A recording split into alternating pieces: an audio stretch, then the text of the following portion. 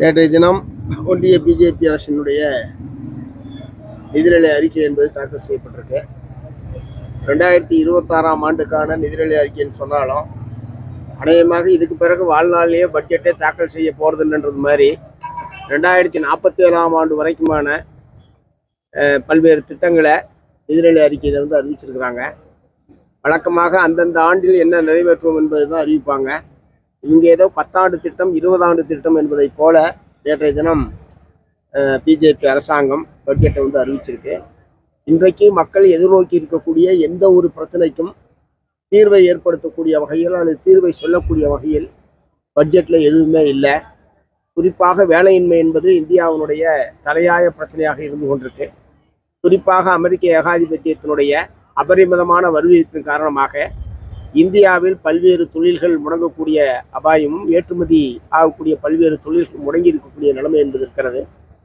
தொழில் முடக்கத்தின் காரணமாக பல லட்சக்கணக்கான தொழிலாளர்கள் வேலை இழப்பு, பொருளாதாரத்தில் ஒரு கடுமையான பாதிப்பு என்பது ஏற்பட்டிருக்கு.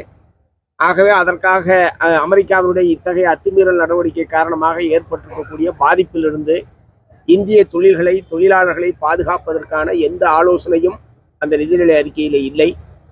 அதே மாதிரி 125 நாள் வேலை தரப்போறதா சொல்லி புதுசாக ஒரு சட்டத்தை கொண்டு வந்தாங்க, பிபிஜி ராம்கின்னு சொல்லி. ஆனால் அதுக்கு இப்போ பார்த்தீங்கன்னா வெறும் 95,000 கோடி ரூபா தான் பணமே ஒதுக்கியிருக்காங்க. 4 லட்சம் கோடி ரூபா ஒதுக்குனாதான் அந்த திட்டத்தில் 125 நாள் வேலை என்பது தர முடியும். இந்த 125 நாள் வேலை என்பதை அதிமுக பொதுச் செயலாளர் எடப்பாடி பழனிசாமி அவர்கள் மிகுந்த உற்சாகத்தோடு வரவேற்றார். நாங்கள் ஆட்சிக்கு வந்தால் 150 நாள் தருவோம்லாம் சொன்னார். இப்போ 30 நாள் கூட வேலை தர முடியாது இவங்க ஒதுக்கி இருக்கிற படத்தில் பார்த்தீங்கன்னா. இது நாட்டு மக்களை, குறிப்பாக கிராமப்புற உழைப்பாளி மக்களை ஏமாற்றுவதில் அதிமுகவும் பிஜேபியும் கூட்டணி சேர்ந்து கொண்டு மக்களை ஏமாற்றி இருக்கிறது என்று நான் குற்றம் சாட்டுகிறேன். இல்லைன்னா இந்த நேரத்திலேயாவது திரு எடப்பாடி பழனிசாமி அவர்கள், நீங்கள் ஏற்கனவே சொன்னதை நான் வரவேற்றிருக்கிறேன், வழிமொழிஞ்சிருக்கிறேன். ஆகவே 125 நாள் வேலை தர்றது மாதிரி பட்ஜெட்னா 4 லட்சம் கோடி ரூபா ஒதுக்கணும் அப்படின்னு அவர் வற்புறுத்த தயாரா என்கிற கேள்வியை நான் எழுப்ப விரும்புகிறேன். இந்த மாதிரி ஒவ்வொரு துறை வாரியாக நீங்கள் யோசிச்சா இந்த பட்ஜெட் என்பது இந்தியாவுடைய கனிம வளங்களை கார்ப்பரேட் நிறுவனங்கள் கொள்ளையடிப்பதற்கு ஒரு புதிய திட்டத்தை அறிவித்திருக்கிறார்கள். இதன் மூலமாக இந்தியாவுடைய இயற்கை வளங்கள், கனிம வளங்கள் கொள்ளை போவது என்பதுதான் இந்த நிதிநிலை அறிக்கைக்கூடிய புதுமையான விஷயம். ஆகவே இதற்கு எதிராக இந்திய மக்களை திரட்டி எதிர்ப்பு போராட்டத்தை நடத்துவதென்று மார்க்சிஸ்ட் கம்யூனிஸ்ட் கட்சி முடிவு செய்திருக்கிறது. மக்கள் தொகை கணக்கெடுப்பதற்கு 6,000 கோடி ரூபாய் ஒதுக்கியிருக்காங்க. ஆதார் கார்டை கண்மானாலே போதுமான இந்த மாதிரி விஷயத்துல எதுக்காண்டி மக்கள் தொகை கணக்கெடுப்புக்கு 6,000 கோடி ஒதுக்கிருக்காங்க? இதை மார்க்சிஸ்ட் கம்யூனிஸ்ட் கட்சி எப்படி பார்க்குறாங்க? இல்லை, மக்கள் தொகை கணக்கெடுப்பு என்பது 2021ஆம் ஆண்டே நடந்திருக்கும்.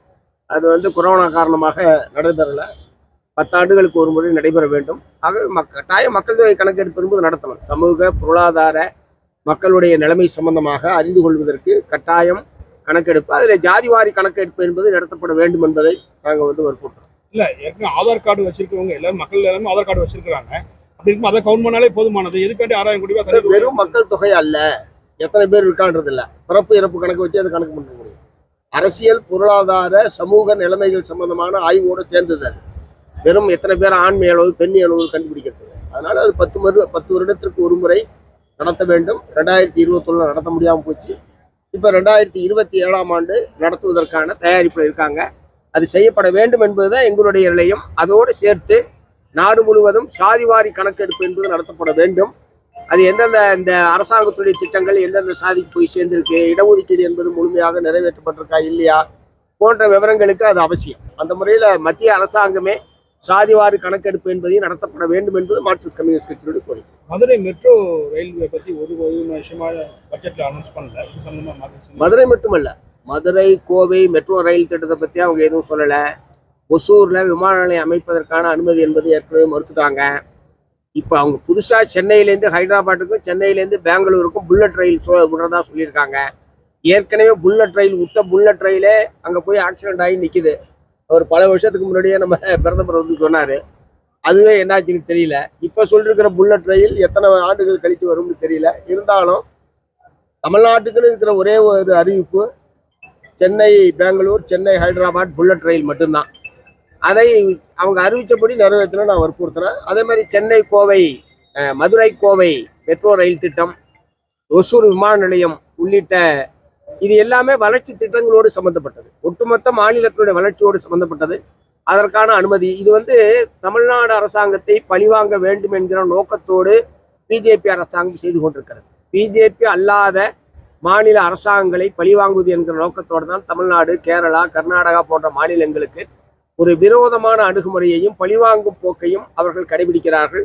அதனுடைய வெளிப்பாடுதான் இந்த திட்டங்களுக்கெல்லாம் அனுமதி மறுப்பதும் நிதி ஒதுக்கீடு செய்ய மறுப்பதும்.